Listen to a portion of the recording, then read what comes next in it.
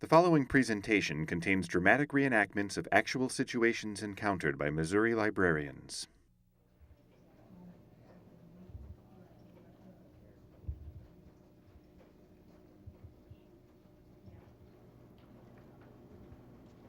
Jody, hi, good morning. Hello, good morning. I'm Tanya Hayes Martin. I'm the librarian from the Fulton State Hospital. Okay.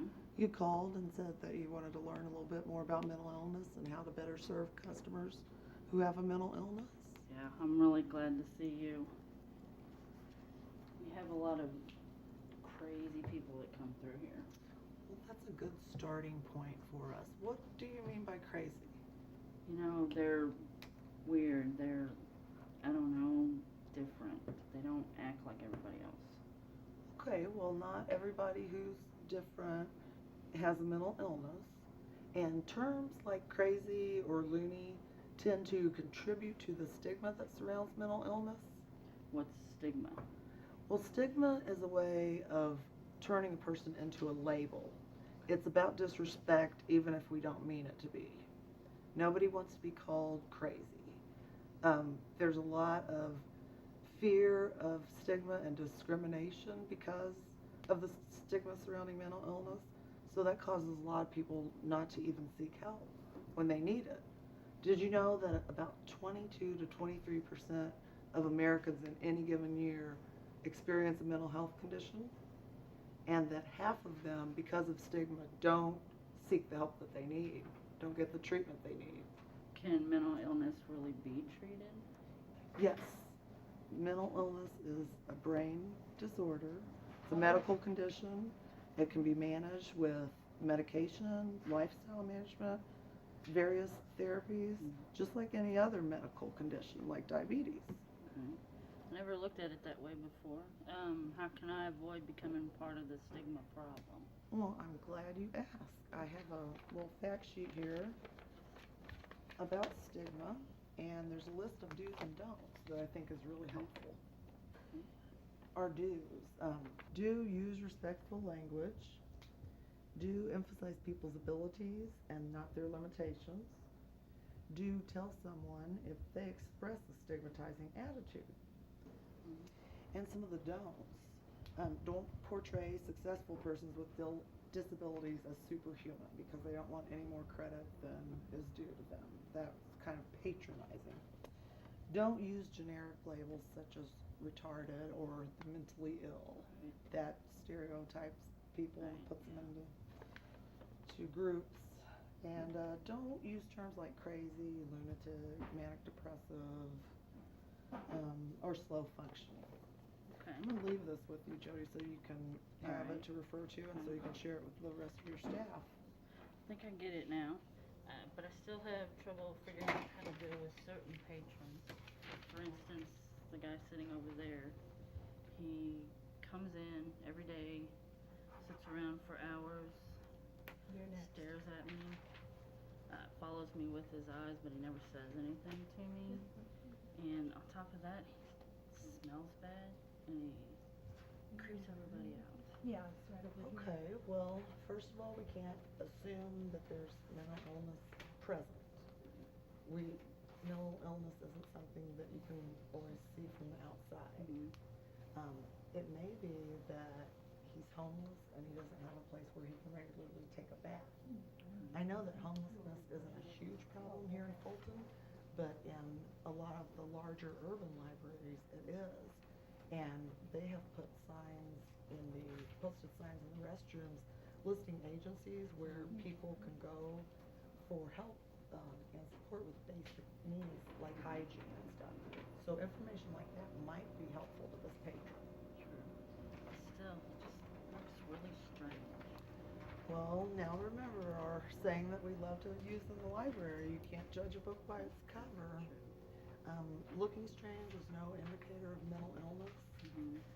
And, some people with mental illness look different from the norm, but some are going to look just as normal as you and I.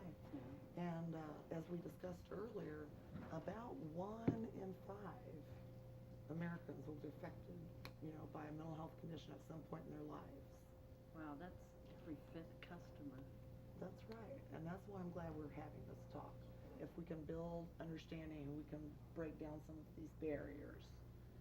People don't choose to be mentally ill. Mental illness has nothing to do with intelligence, and mental illness doesn't discriminate. It crosses all lines, racial, ethnic, religious. It just doesn't discriminate. Socioeconomic status, mental illness can happen to anybody. And you know what may be causing this guy to be so quiet and withdrawn? He may be taking some medications that have embarrassing side effects, or he could be afraid that if he interacts with you, his symptoms are going to show. It's just so creepy. Well, I think that's a normal reaction. We tend to fear what we don't understand. But keep in mind that people with mental illness are no more violent than the rest of the general population. In fact, they're more likely to be victims of violence because of their mental illness. Okay, so how would you deal with him? Well, just like with any other library customer, I'd treat him with respect. Okay. Well, there are some staff that make fun of him, and they call him wacko. Oh, that's really unfortunate because that perpetuates the stigma that we were discussing earlier. Remember our list of do's and don'ts? One of the do's was to let somebody know if they're expressing a stigmatizing attitude. And there's a great opportunity for you to educate your coworkers or even other patrons, about how hurtful stigma is. Okay, but he doesn't seem to be interested in anything. Well, in my experience working with folks with mental illness, they want the same thing that everybody else wants from the library. Of course, special areas of interest are self-help and books on mental health topics because they want to play an active role in their own recovery. People may also be looking to further their educational levels, so they might be interested in the GED programs that you have on the computer and some of the classes. Also, people are going to come, to access the internet and to take advantage of all the resources the library has to offer. You really don't know what any patron wants until you ask them, right? Right. Guess I'll give it a try. Okay. Good morning. How are you today? Well, I guess I'm okay. Can I help you find something interesting to do while you're here? Oh, I used to get the animal magazine. I really like the pictures in it. We have some great nature magazines over here. If you'll follow me, I'll show you where they are. Oh, sure. Thanks.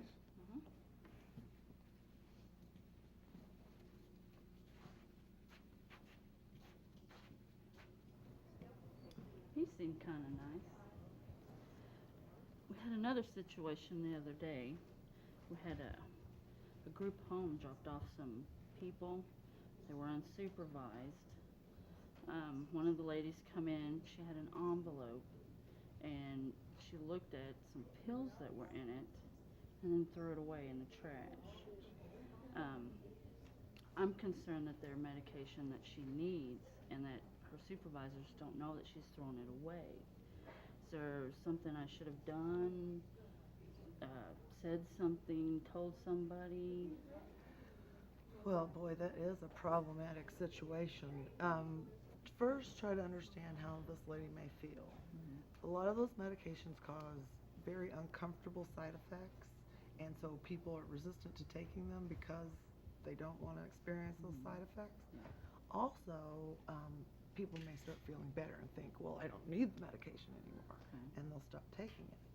But that is something very important, for her to be taking her medicine. So if there's someone on the library staff that has a good rapport with her, I would suggest that they personally approach her and express their concern for her well-being. I don't think anyone here knows her all that well. That's really not my job. Well, you're right. We don't expect you to be mental health professionals. But since you do have a legitimate concern about this customer, you might want to go ahead and call the agency, the group home, even though they won't be able to acknowledge that she lives there. They won't be able to tell you anything about her because of privacy laws, you can still express that concern, tell them what you saw, and let them know so maybe they can provide her with that extra support she needs and counsel her about, the need to continue taking her medication. Lots of times people come in and they're desperate for help to help their loved ones with mental illness or substance abuse problems. How can I help them? Well, of course, you can refer them to specific library materials like something on addiction or depression, but I would also recommend showing them the Missouri Department of Mental Health website. Okay. From that page, you can link to something called Network of Care. It's a one-stop resource for people seeking or receiving services from the Department of Mental Health in Missouri. There's a library full of articles that explain different disorders. There's just a wealth of information, some assessment tools. There's also, you can find listings of agencies by county to put people in touch with services. And another thing is there are emergency numbers there for people who are in immediate crisis. Hi, excuse me. Sure, Hi. sure. Jody, hi. Yes, Nice hello. to see you again. I remember you got me those bluegrass CDs. Mhm. Took a long time, Yes. but that's okay. Anyway, I need something else today. I need some of the Johnny Cash CDs. Okay. Actually, I want them all. All right. I want all the CDs, and if you don't have them here, if you could reserve them all for me, because I need them all. Okay. Can we do it now? Sure. Let's see Okay. what we can do.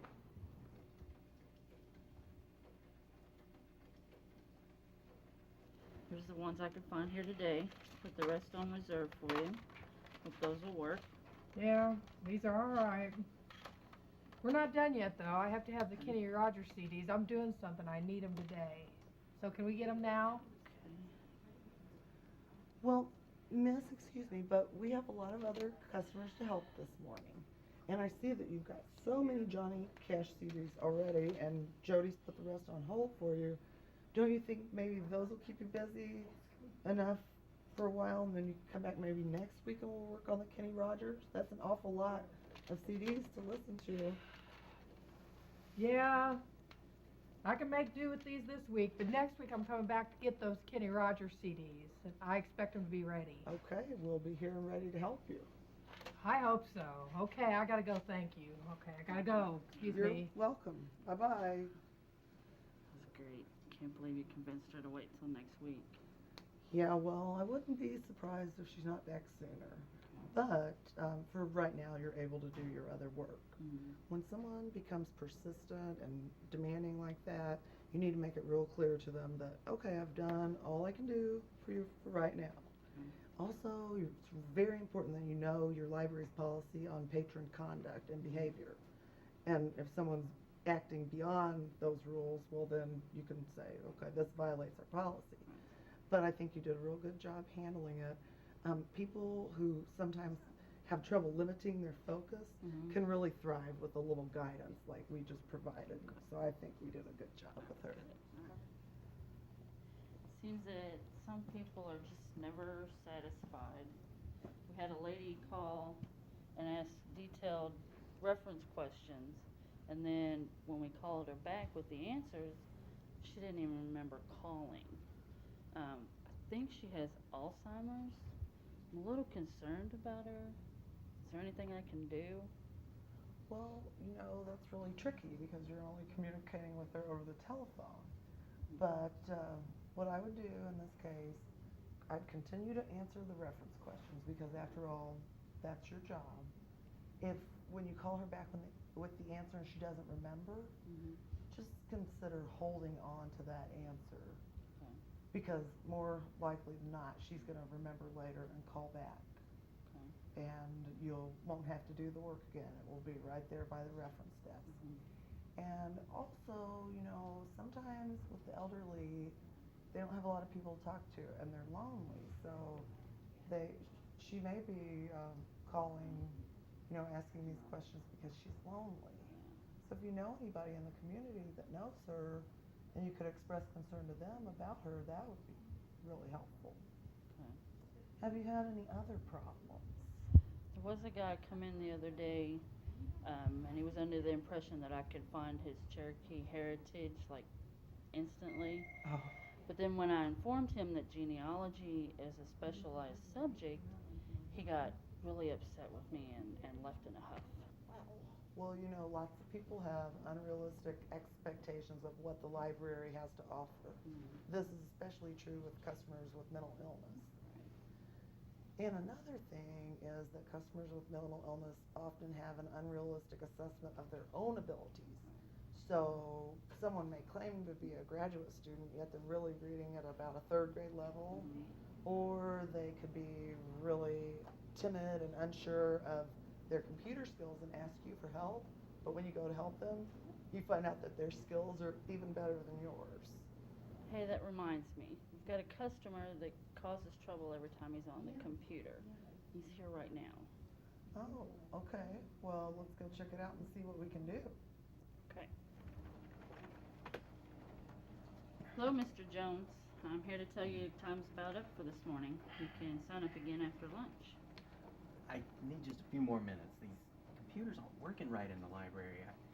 I worked for the CIA for 20 years, and I can't find my records on this website. They owe me. Sir, we know that you're feeling very frustrated about not being able to find the information that you need. I don't think the CIA keeps records like that on their public website anyway, but in any case, your time is up for now. You need You to... people are trying to keep me from my rights. This is a conspiracy. You work for the government, and you guys want to keep me from it. Well, sometimes working with difficult customers doesn't leave us feeling very successful. You can say that again. But remember, the library is a principal resource for people with mental illness. Oftentimes, the obstacles and disruptions in their life that's happened because of mental illness have left them with very limited economic means. So the library is going to be key for them to get free access to the internet, to use the DVDs and music, a lot of the stuff that we tend to take for granted. Libraries are the door to opportunity. So let's always make sure the public library door is open with a welcome sign. Sounds good. Yeah. I think I have some holds to pick up. Okay. All let's right. go take care of it.